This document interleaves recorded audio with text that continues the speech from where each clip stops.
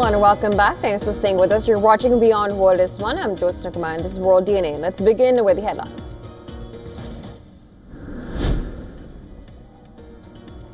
Pentagon plans more limited role in deterring North Korea, and with South Korea assuming primary responsibility, according to a new policy document. Now, South Korea, which hosts 28,500 U.S. troops, has increased its defense budget by 7.5% for 2026.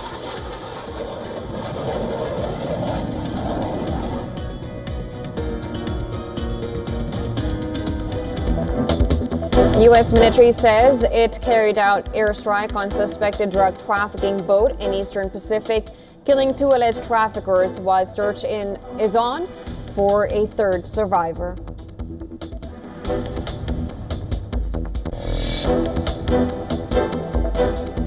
Negotiators from Russia, Ukraine, and United States meet in Abu Dhabi for first direct negotiations on a plan being pushed by U.S. President Donald Trump to end the almost 4-year-long war.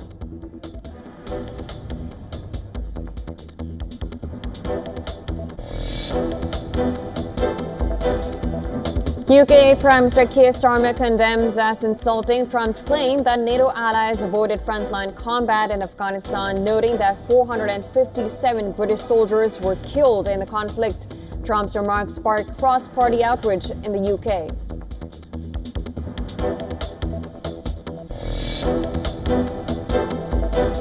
Brazilian President Lula da Silva accuses U.S. President Donald Trump of wanting to lead a new UN with his proposed border peace. His comments come after talks with Xi Jinping, who stressed protecting UN's role in global affairs.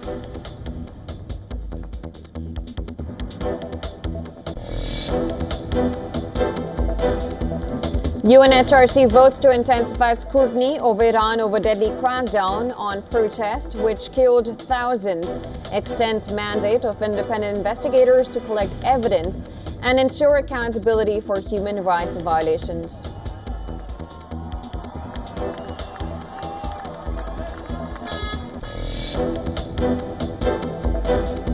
Europeans among 150 senior Islamic State detainees transferred by U.S. military from Kurdish custody in Syria to Iraq.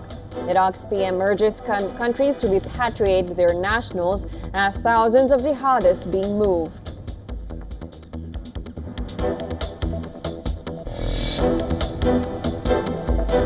At least 5 killed and 10 others injured in an explosion during a wedding in Pakistan's Dara Ismail Khan.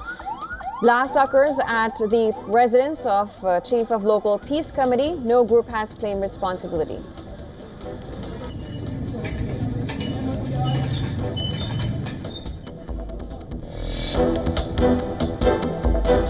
Silver has crossed the $100 mark for the first time, while gold has hit fresh record highs near $5,000 an ounce.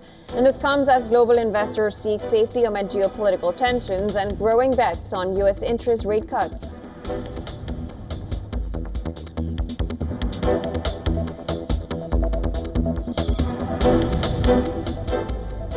Now, U.S. President Donald Trump is sparing no effort in rattling his NATO and EU allies.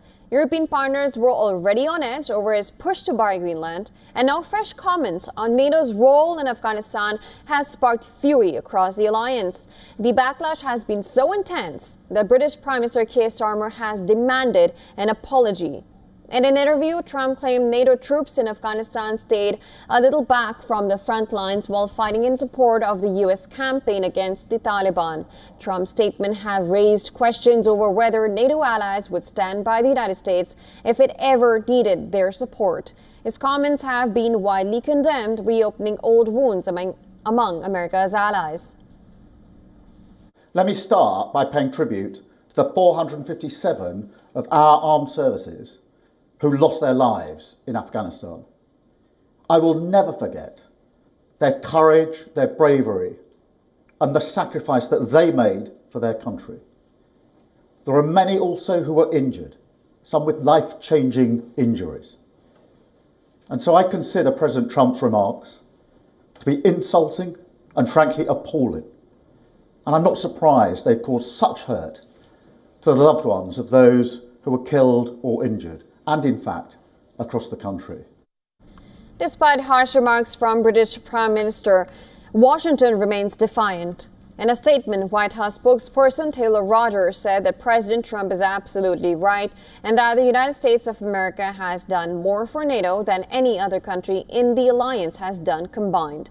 While Trump's comments have also been noticed by Prince Harry, the British royal family member who served in Afghanistan issued a statement saying that the sacrifices of UK armed personnel in Afghanistan deserve to be spoken about truthfully and with respect. Now, several former and current British forces personnel have also hit out at the U.S. president. Well, since the start of the year, Trump has repeatedly questioned NATO's commitment, saying that the United States has never gotten anything from supporting the alliance. He also said he's not sure whether NATO would come to America's defense if it were ever under threat. In the wake of the September 11th, 2001 terrorist attacks, the United States invoked NATO's Article 5 Collective Defense Clause for the first and only time in the alliance's history. Article 5 states that attack against one NATO member is considered an attack against all. Well, following that decision, NATO allies and partner nations joined the U.S.-led campaign in Afghanistan, fighting alongside American troops for nearly 20 years. Well, the United Kingdom was among the key allies to deploy forces to Afghanistan after the Collective Security Clause was triggered. And during the war, 457 British service personnel were killed. Other NATO countries also suffered significant losses, with more than 1,000 non-U.S. service members killed overall, while the United States lost the highest number of troops in absolute terms.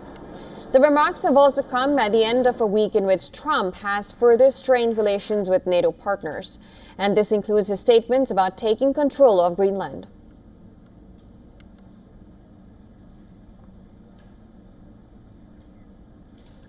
Now, negotiators from Russia, Ukraine, and the United States met in Abu Dhabi for the first direct talks. Negotiations revolved around a peace proposal being advanced by U.S. President Donald Trump to end nearly four-year-old war in Ukraine. The U.S. plan has faced criticism from multiple sides earlier. Drafts were condemned in Kiev and Western Europe for aligning too closely with Moscow's position, while later versions drew objections from Russia over suggestions that European peacekeepers could be deployed. Well, ahead of the talks, the Ukrainian President Volodymyr Zelensky said the question of territory remains central obstacle. Moscow continues to demand that Ukraine withdraw its forces from the eastern Donbas region. Ukraine, which still controls about 20% of the region, has firmly rejected the demand. After the first day of negotiations, Ukraine's chief negotiator Rustem Umerov said discussions focused on the framework for ending the war and the next steps in the negotiation process. He confirmed that talks are scheduled to continue today. The Ukrainian president commented on the results of the first day of trilateral talks. Here's what he said. It is still too early to draw conclusions about the content of today's negotiations. We will see how the talks go tomorrow and what the results will be. It is necessary that not only Ukraine wants to end this war and achieve complete security, but that a similar desire somehow arises in Russia as well. The United Arab Emirates Foreign Ministry said the two-day meeting is part of ongoing efforts to encourage dialogue and find a political solution to the conflict. The talks follow a series of high-level diplomatic engagements. President Trump met President Zelensky at the World Economic Forum in Davos on Thursday, while U.S. envoy Steve Witkoff later held talks with Russian President Vladimir Putin in Moscow.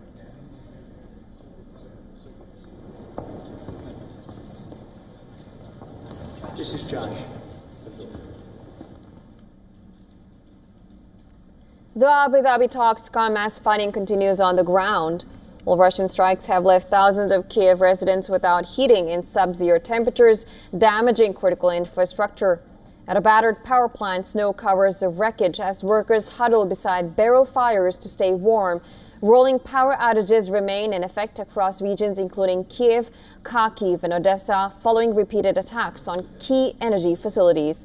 The European Union accused Moscow of deliberately targeting civilians and said it has sent hundreds of generators to Ukraine. Ukrainian officials reported that Russian strikes killed at least 3 people in Kharkiv region on Friday and 4 others overnight in eastern Ukraine. While both sides acknowledged that the fate of eastern Ukraine remains one of the most difficult unresolved issue in efforts to end Europe's deadliest conflict since World War II.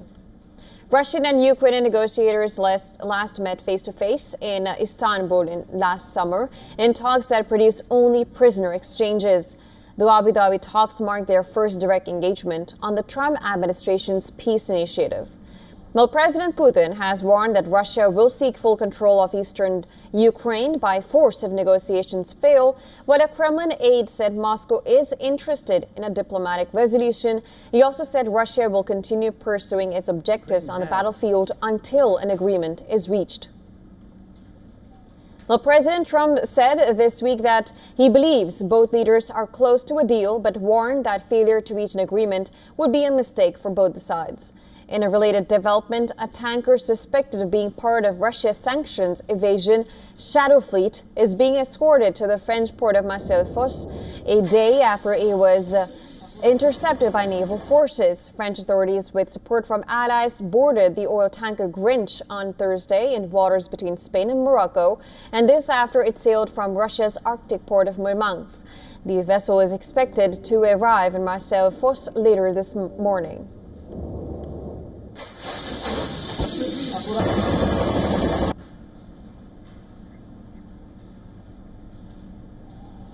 Now, Trump's Board of Peace has drawn sharp criticism from many world leaders who see it as a parallel U.S.-controlled body that could undermine the United Nations. While Trump had unveiled the Board of Peace at the World Economic Forum in Davos on Thursday, a body he said will oversee ceasefires from Gaza to other conflict zones and can eventually take on functions now handled by the UN. Well, Brazilian President Lula da Silva criticized Donald Trump's newly launched Board of Peace, warning it could function like a new United Nations under U.S. control. Now, Lula's remark came just a day after a phone call with Chinese leader Xi Jinping, who urged him to help defend the UN's central role in international affairs. President Trump suggests creating a new UN in which he alone is the UN's owner. What we have to show them then is our character and dignity. We don't have weapons, but we have character and dignity, and we will not bow our heads before anyone, whomever he may be. The Italian Prime Minister Giorgia Meloni signaled Italy's interest in joining the Board of Peace for Gaza and urged other European nations to take part as well. As far as the Board of Peace is concerned, I would like to reiterate what I have already said. Italy's position is one of willingness and interest in the initiative. I believe that it is clear to everyone that Italy, but also Germany, can play a leading role in stabilizing the Middle East. Ruolo di primo piano nella stabilizzazione del Medio Oriente. Giorgia Meloni said she asked President Donald Trump to reopen the board's configuration so it can be adjusted to meet Italy's constitutional requirements. Ad oggi, lo statuto. The statute of the Board of Peace that has been sent to us would be unconstitutional and therefore incompatible with our legal system. I think we should, and that is what I communicated to the President of the United States and to the Americans, asking if there was a willingness to reopen this configuration, so to speak, in order to meet the needs not only of Italy, but also of other European countries. I believe that we should try to do this. Mai la scelta migliore quella di autoescludersi a priori. Now, speaking at a joint news conference with Meloni, German Chancellor Friedrich Merz said Berlin is open to joining U.S. President Donald Trump's newly created Board of Peace, but cannot accept its current governance structures for constitutional reasons.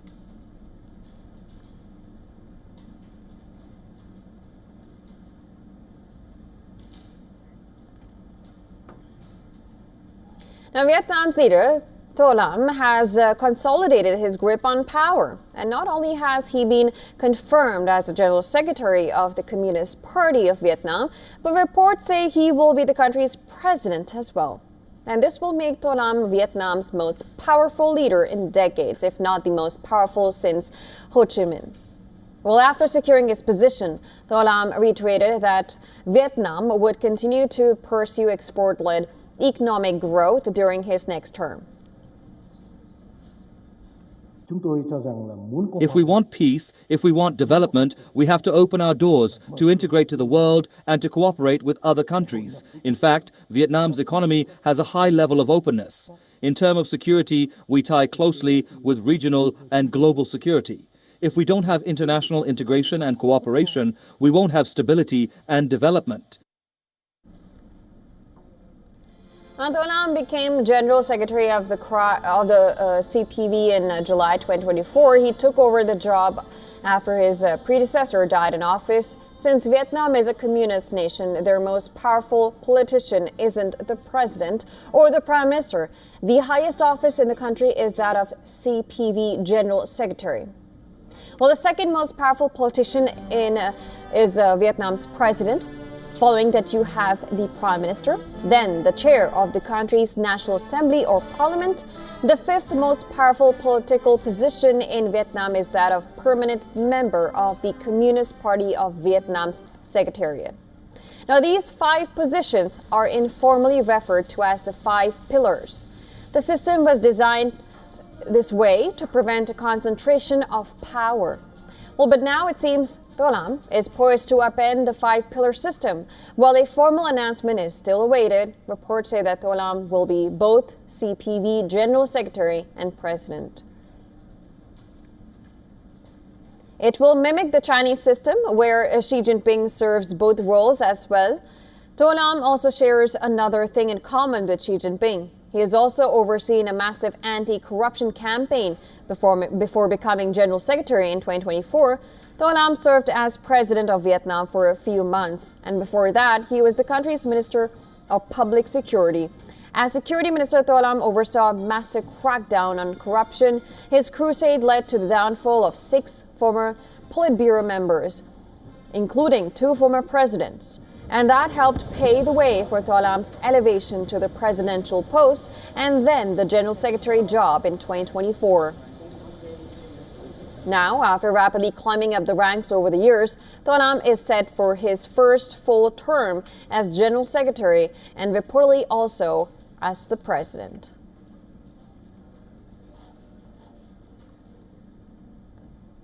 Moving to Japan now, which is witnessing the winds of political change. Well, Japanese Prime Minister Sanae Takaichi has dissolved the parliament ahead of a snap election on February 8th. Takaichi is counting on her cabinet's high poll numbers to steer her otherwise unpopular ruling party to victory.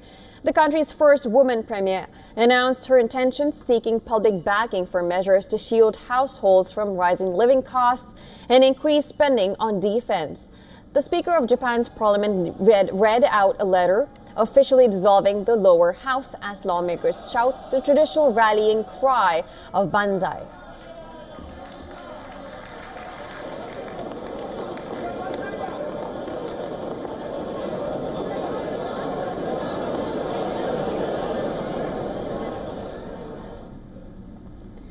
Now, to challenge Takaichi, 2 leaders from Japan's opposition party have joined hands. Yoshihiko Noda from the Constitutional Democratic Party and Tetsuo Saito from Komeito Party joined forces, hoping their new centrist reform alliance can draw swing voters away from the Prime Minister.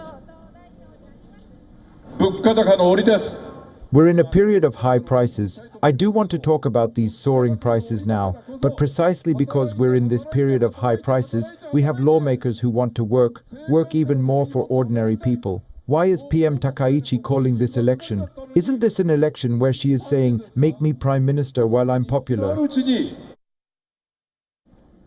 Well, on the ground, Japanese share mixed views about the upcoming snap elections. By dissolving the parliament under such time constraints, announcing it today and setting the start of the campaign for next Tuesday, felt like a truly selfish dissolution that gives no time to those who are genuinely considering running. I support the LDP, so I think the timing is good. As expected, I've always been stuck with the LDP without wavering, totally devoted to them.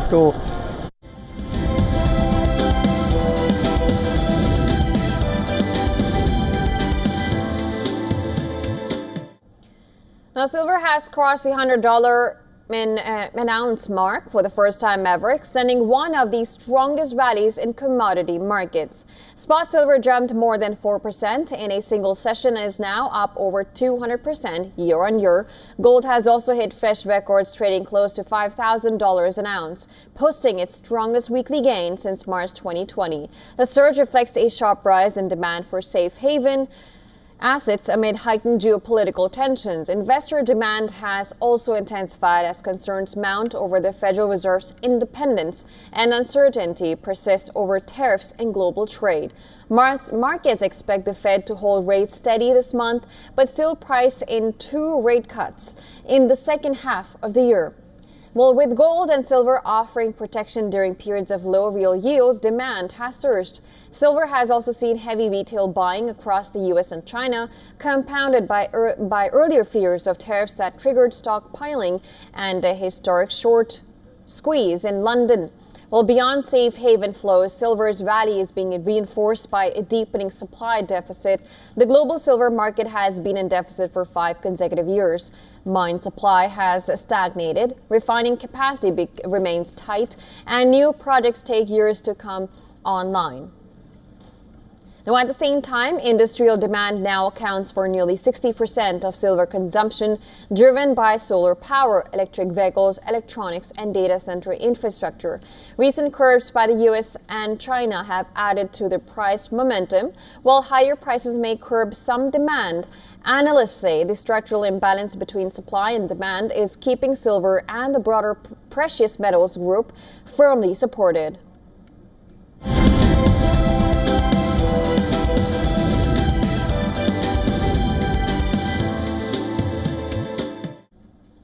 And well, we're number 1. Kokogov dropped a set for the first time in the tournament, but then bounced back to overcome close friend Hailey Baptiste to reach the last 16 in Melbourne. Volkov was playing in her... Both of us do well, but no, yeah, for sure. If you told us at that age that we'd be playing each other, especially I don't even think we really played each other in juniors. Like, we always played like the same tournaments, but never really played each other. So the fact that we played each other and also at the biggest stage, I think that that's the biggest, but I feel the most, I guess, happy for our parents.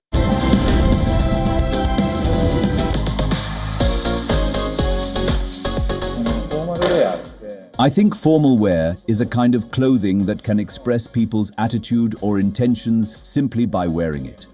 But I also wonder whether it really must take a specific, certain form.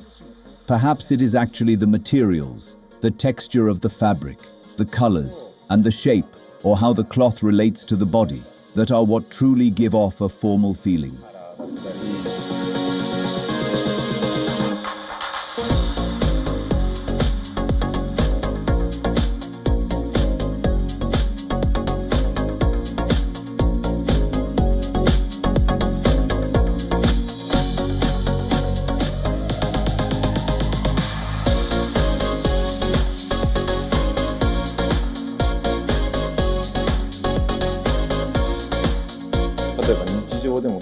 We think about creating clothes that can be used in daily life yet still look formal, something that could work for both occasions. In order to make it look formal, it might come down to the shaping part at the waist. Depending on the fabric, we could make the most use of a beautiful drape on the certain kind of fabric.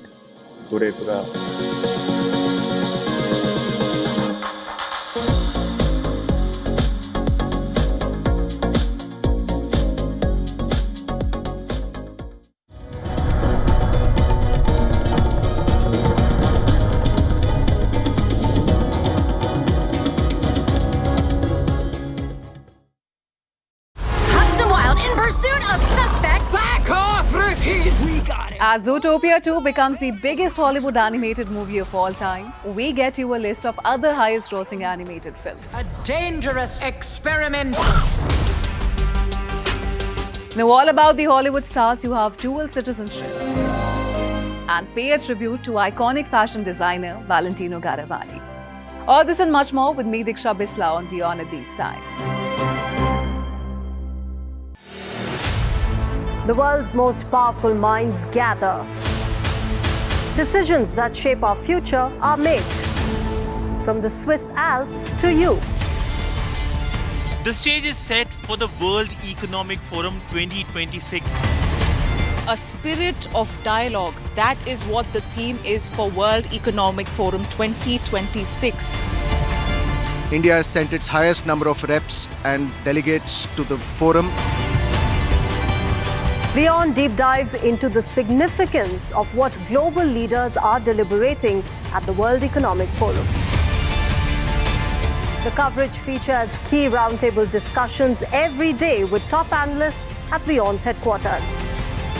Stay tuned as we break down key themes from the Davos Forum to make it simple and engaging for you, only on WION.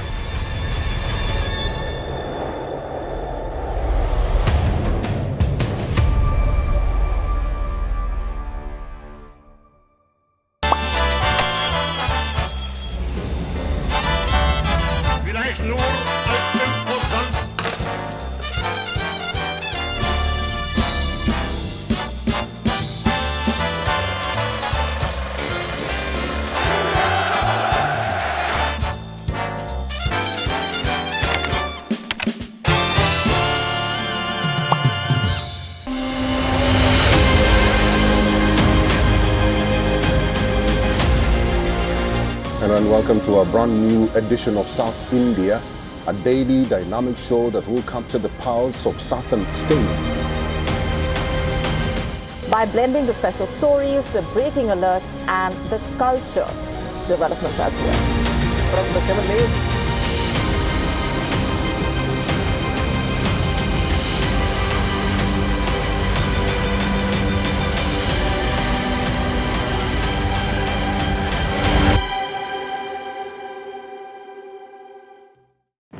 Rashtriya Swayamsevak Sangh. To some, it's an extreme ideology. To others, it's the very soul of India. To some, it's rebellion. To others, it's a principle of nation building. Coming soon to challenge perceptions in RSS centenary year, Kesariya at 100.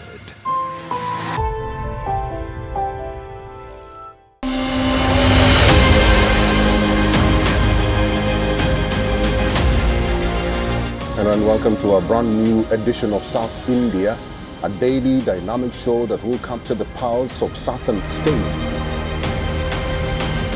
By blending the special stories, the breaking alerts and the culture developments as well.